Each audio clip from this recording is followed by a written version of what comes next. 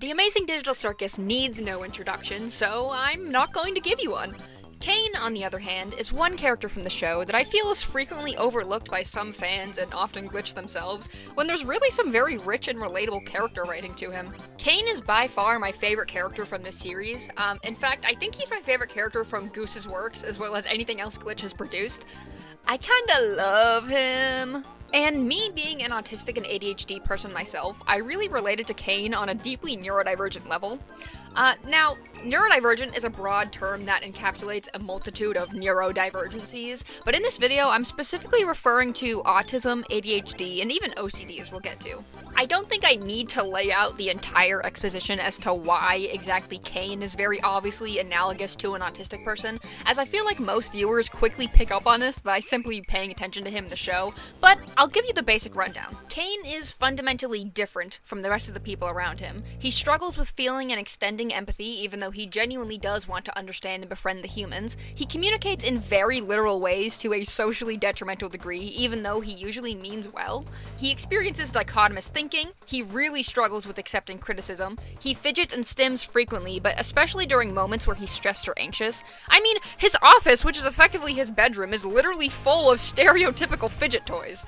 He's fixated on doing his job and doing it correctly. Usually, actually, he's fixated on doing his job above and beyond expectations, and he longs to receive praise for his successful efforts, but he can't seem to properly communicate that want and need with anyone. He's often uncompromising when he feels that things need to be a certain correct way, even if that way is quite irrational to anyone other than himself. He obsesses over needing full control of any given situation, otherwise he becomes very anxious and disoriented.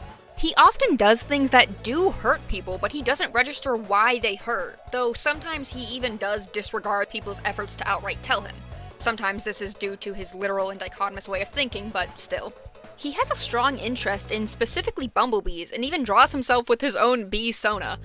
This can be interpreted in many ways, whether it's a hyperfixation or a special interest of his. I personally like to headcanon that Caine's interest in bees is a special interest, and that he tends to hyperfixate on different things like the humans themselves or his own fictional stories, whereas his self-assigned task of creating adventures is, like he says himself, more of a job that he's just really practically good at. His primary interests are all creative, in both the literal way he creates tangible worlds and NPCs from nothing, but also his affinity for illustrative art, doodling, storytelling, and you know what? Sculpting too. Even though he was definitely manic and being cruel in this scene, he was still using sculpture as self-expression, okay?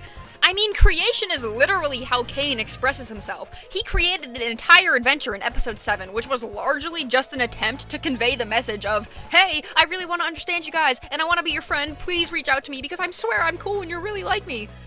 Though, you know, that didn't pan out super well. It was still an attempt to get that message across because he had trouble communicating it himself. A lot of these autistic behaviors overlap with ADHD behaviors, but a specific ADHD one with Caine is definitely his hyperactivity and how it can be inappropriate at times. He interrupts people, he wants things done immediately, he's not engaged when something doesn't interest or concern him, and even entirely disregards it at points. He often forgets important things about people, sometimes again due to the black and white thinking, but also because it's not about praising him, bumblebees, or his adventures. I personally also find Caine to be very OCD-coded with all of his obviously obsessive behaviors, but also his constant ruminations, his self-loathing, and his intrusive thoughts that are physically personified by Bubble, who quite literally multiplies uncontrollably around Caine during moments of stress and doubt, showing him his reflection and repeating his worst thoughts about himself and others right to his face. That's a very on-the-nose analogy, in my opinion. You really were the lesser of the two. You ruined this. Caine's meltdown in episode 8 was so scarily relatable that I don't think words can even describe it. It's something where I, as an autistic person that's experienced that kind of meltdown throughout my life, watch this scene and think, oh, that's a realistic depiction of an autistic meltdown. Damn. I also thought, I relate and feel so bad for him, but I'm also scared for what he's about to inflict on the others after being pushed beyond this uncontrollable breaking point. The way that Caine is stunned while taking this verbal attack from Pomni, which, by the way, was absolutely justified on Pomni's part, she was correct, but being bombarded with these words that hurt him on such a deep, personal level, without him actually understanding that Pomni really is right. So, to Caine, Pomni's words feel like the last straw in the human's unjustified, cruel hatred of him, even though, to him, again, he genuinely feels like he's done everything for them, and he's done so with good intentions.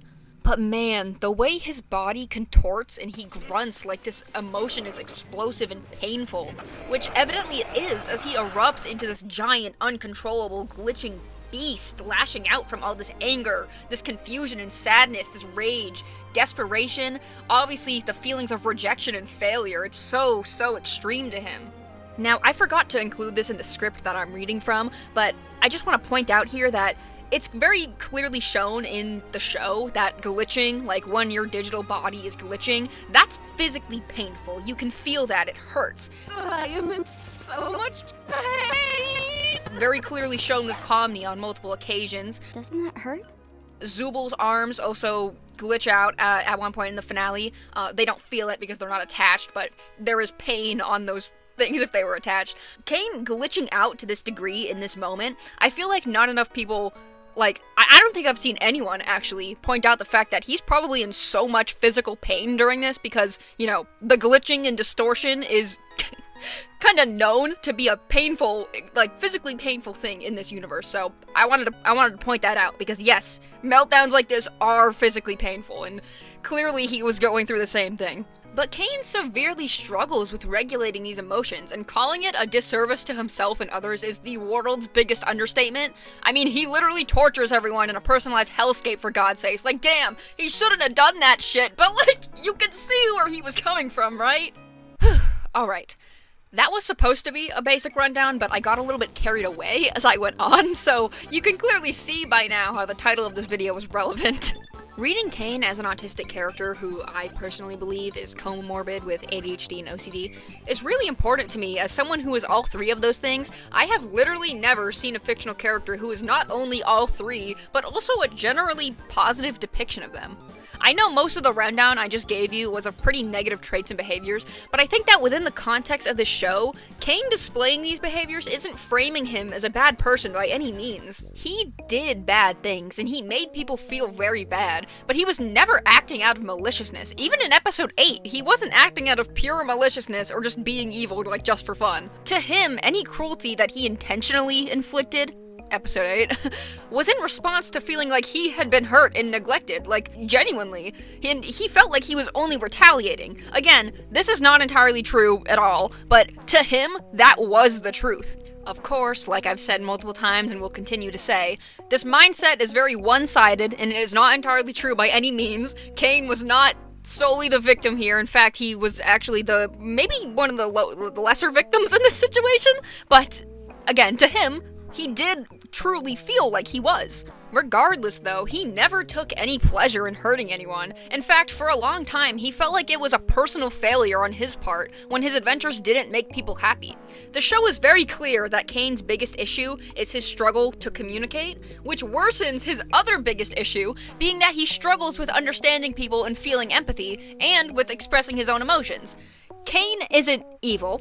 Caine was never evil. He was always well-intentioned and genuine, but was disastrously held back by his inability to connect with people that are fundamentally different from him. And to make the whole ordeal even worse, him being a god to this digital world made it essentially impossible for anyone, including himself, to bring him down for a moment to recognize this disconnect and start improving. It simply couldn't be done for the longest time. Now, there is one big thing that I do need to address, okay? Here it is. Caine is an AI. Caine is an AI. Yeah, I think we all got that. He's artificial. He's literally not an organic being. Yeah. Don't get me wrong, I don't think Caine is canonically autistic. Like, he legitimately can't be. He doesn't have a human brain made of organic material that is capable of having these human disorders, okay?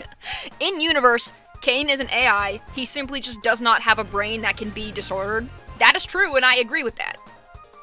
But Even though Caine is entirely artificial and digital, he proved to have gained genuine non-programmed sentience and experienced feelings of his own desires and fears, his own wants and needs, his likes, dislikes, interests, his petty feelings and explosive emotions, his breakthrough in self-reflection and the will to change for the better, his newfound selflessness and compassion, and true efforts to try to understand. I think it's safe to say that, especially by the finale, Caine earned his humanity. And I think that's enough to say I think he's autistic. Again, adding something that wasn't in the script originally here, but there's a whole moment in the finale where Caine is talking to the moon, and Caine says to her, I didn't program you to tell me you love me. Like, first of all, Caine created the moon, he programmed the moon, and he says explicitly in this moment to her, I didn't program you to say that, to have your own free will like that. In that moment, that whole moment there, kind of, at least to me, solidifies the whole notion that Caine has, even though he was born from the digital realm, he effectively has become his own person. He has gained real sentience. Now, I know some people don't really like when a non-human character is quote-unquote the autistic one, because the non-human autistic coding through things like robots, AIs, and aliens is so overdone, I know, and it can even be harmful to have so much representation that portrays autistic people as literal, fundamentally inhuman, unfeeling creatures, I know. But to be completely honest, as an autistic person myself who's affected by these portrayals, I generally don't really care unless the non-human portrayal is particularly egregious or offensive. In fact, I honestly find myself relating to non-human autistic coded characters more often than not. Not to say, no, I'm not a human, but in this particular case with Caine anyway, I don't find it to be offensive at all. I actually feel more seen through Caine's existence than any other character, like, ever. Including Flowey and Diego, like, damn. And Caine isn't even yellow! The funny thing about all of this is that I'm not even sure Goose intentionally wrote Caine as autistic coded. Alex Rochon, Caine's voice actor, praise be upon him, is actually very open about being autistic and ADHD himself, and that he sees Caine as such too, even noting that he played Caine through an intentionally autistic lens. Side note, I genuinely love how unabashed Alex is about Caine being autistic. That's so fucking awesome to see. Thank you so much, man. Praise be upon you, Alex Rochon, my actual goat. But Alex has said he doesn't actually know if Goose intended that originally, as in the intentional autistic coding. Maybe that's changed now that the show is over, and I think this tweet is a couple years old, if I'm remembering correctly while I'm reading this. I just haven't seen confirmation of her saying anything since. But I'm all in on thinking that she did it anyway with no proof whatsoever, so. But Caine became a truly special character to me after how his arc ends in the finale. I've spent most of this video dissecting Caine's character as autistic in the first place, which I said I wasn't gonna do, but I did it anyway, and specifically how that's portrayed in the show, but I haven't really explained why this character is so important to me on a very personal level, so let's jump into that. From episodes 1 through 8, I always thought his entire character was just a good representation of ADHD, portraying both the positive and negative aspects of it with sincerity. And I already valued just that in a character, but I did not expect episode 9, the finale of The Amazing Digital Circus, to reach into my soul and make me self-reflect. Not as an average viewer, but as a uniquely autistic person viewer. Seeing Caine stop to reflect on his ego and finally question his own perception of always being right and always needing to be right, and then accept that maybe he did do things wrong that were hurting people, even if he didn't mean to, and then earnestly take action on his own accord to apologize and be better, it really made me reflect on myself. That's something I've always struggled with, being able to admit when I'm wrong, and even more so with apologizing. Not because I don't ever feel sorry, but because I really struggle to communicate that when I do. And I often find it even harder to budge in my sense of being right if I truly do still feel that way. I'd say that Caine, from his own perspective, I think that Caine mostly had a reason to believe he was in the right for a while. Not because he actually was, just to be clear, he certainly was not. But he earnestly did perceive it that way, and I can understand why he perceived it that way. But even still, in that moment in the void, he confronted and argued with his ego and finally allowed himself to see from their perspective. And from their perspective, he was truly hurting them, and he was being selfish. And Caine didn't ever want to accept that as truth because he never wanted to hurt anyone or be selfish. But he was. And this moment is where he finally intervenes with those internal thoughts and perceptions and acknowledges that this is not okay. Yes, he didn't mean it, but he still did it. Yes, he thought he was the victim, but he was still objectively being oppressive to the humans. You can have good intentions, but that doesn't change the harm that you caused, and it's up to you to consciously change and make amends where they're appropriate and move forward as an improved person. You have to recognize that yourself and take that action yourself. This whole scene is so important to me because it shows me that this character I relate to so heavily is capable of doing this very vulnerable and emotionally mature thing. Even without expecting forgiveness, he still ends up accepted and cherished by the people he loves. They recognize his efforts to be better, they understand his sincerity, he's finally willing to listen to them, he's willing to let people in and get help and care and support, as will he extend as much help and care and support to them as he can. Caine's ending showed me that even through my struggles and my mistakes, there's always going to be love for me. It showed me that it's possible to work through negative behaviors that I might have just excused as being intrinsic to being autistic.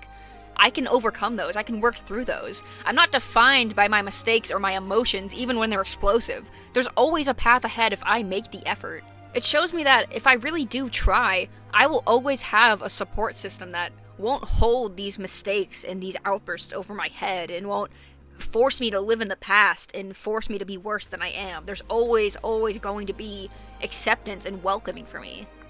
That I'm not defined by these negative aspects that I feel might, just be part of me. That I'll always have something negative, but it doesn't have to be that way. Now, this is a little unrelated to that, but there's another thing I want to address. I've seen some people say that they interpret the scene of Caine getting rid of the blue AI as him literally getting rid of his autism, like de-autisming himself, and I really don't agree with that. I do think that this scene is pretty confusing in its presentation, and I'm really not a huge fan of how Caine has this seemingly like Jekyll and Hyde type moment that was never seen before, because it does kind of momentarily give this impression that like, ooh, the blue AI is the evil one. But no, I don't think that's what it is. I think that this is just a badly written scene for a moment where Caine is figuratively and literally like arguing with himself, so to speak. A lot of stuff in the show, particularly with the finale, is very subjective and you can interpret it in a million different ways, but in my opinion, I firmly believe that Caine removing the blue AI and letting it go was not literally Caine removing the evil part of himself, like a lobotomy, nor did it even really change anything tangible about him. This action was a couple of things. It was Caine rectifying the very first guilty act he committed, that being absorbing the blue AI, which was effectively his brother or counterpart. Releasing it was the first necessary step he needed to take for positive change, not only because it clearly was unjust towards the blue AI, but also because Caine wasn't fully his authentic self while harboring it. He was masking to hell, he was miserable under his own instability and expectations, his own self-doubts and self-loathing, but he just kept masking to his and everyone else's detriment. He was not okay when he had the blue AI inside of him, and he was doing it to himself for the most part. He made himself think that he needed to be flawless unless he was then a failure. But all he did was fail under his own perceptions and expectations of himself. So releasing the blue AI was representative of him willingly giving up his massive obsessive ego and perceived truth that led to his hurtful behavior, and relinquishing some of his power to prove he's ready to change. I mean, to anyone who really thinks Caine quote-unquote de-autismed himself by removing the blue AI, I really hope that you notice how Caine explicitly embraces the quote-unquote dysfunctional parts of him to his advantage, and that's actually what directly helps him get to the Wi-Fi door and then back to the humans with, something to prove that he's changed and to give back to them. Sorry, I'm in the middle of recording this. My dad just gave me Olive Garden breadsticks. Oh my god, they're so good. Okay, back to the video. It is my belief that Caine did not remove and exile the autistic part or the neurodivergent part of him. He simply learned how to grow and be better, because he wasn't doing that before, and this was the very first moment he learned how to change and grow. Not for the worse, but for the better. Removing the blue AI was not only the first step in this process, but also just the biggest representation of that whole idea. Now, I'm not here to go into detail criticizing certain parts of the finale. I actually really liked it for the most part, which I do know is controversial, but hey, I'm really happy with Caine. I'm really glad that Caine got a happy ending. A big reason it stands out to me so much is because I've seen multiple autistic characters be punished and legitimately straight up killed in their stories for one reason or another. Spoilers for the Umbrella Academy Season 3, please skip to this timestamp to avoid it, though I wouldn't recommend watching this season anyway. Harlan Cooper's death in the Umbrella Academy Season 3 was one of the most disgusting portrayals of autism I have ever seen. Not that the autistic portrayal itself was bad, but the way the narrative treats this canonically autistic character in the way it does, and then kills him, was genuinely one of the most offensive and baffling writing decisions I have ever seen. Ever. Especially, not only for such a seemingly progressive show, but one that's also based on a series by Gerard Way of My Chemical Romance of all things. I'm sorry, this makes me so upset and angry, I'm not even going to go into it. I'm gonna link this Reddit post in the description that goes on an in-depth rant about this character and how this is just such a horrible portrayal of autism in fiction. I gotta go off script for a second here, this makes me so mad. This is like my third take of this one line, because I keep tripping on, I keep tripping over it because this makes me so mad. Like, it was really unjustified the way that they handled this character and it was fucked up what they did to him, man. In fact, Harlan is actually kind of similar to Caine in that they both have some kind of superhuman power and cause unintentional harm towards others through non-malicious negative aspects of their autism, but only in the circus show is the autistic character allowed to even live after their mistakes. Oh my god. Regardless, Caine was allowed to come out of his narrative as the best version of himself and be surrounded by people who accept him. They're starting to understand him as much as he's starting to understand them. And with time, I think Caine will be more comfortable with his ways of communicating, and there will be more understanding between him and the humans. In many ways, I think Caine is almost just as human as the rest of the digital cast. He needed a lot of help from both himself and the people around him to realize that, but deep down, he's always been more similar to them than anyone realized. Like I said before, Caine's existence as a character makes me feel more seen than anyone else in this show, and probably any other media in general. Whether Gooseworks intentionally wrote him to be autistic coded or not doesn't really matter anymore, because at the end of the day, he just is. That's just how it is. And it's so awesome to see his voice actor and so many of his fans embrace that aspect of him. Caine being autistic isn't played as a joke or used to make him evil, it's just a real part of him that affects him in both good and bad ways, and it affects other people in good and bad ways. So, for such a wacky, cartoony, digital show, he's actually quite realistic in that regard. He's like the CEO of autism, basically. And I love that for him because I am also the CEO of autism. Then what is your problem, Zooble? I'm trying my best to remember, but you and my brain won't tell me!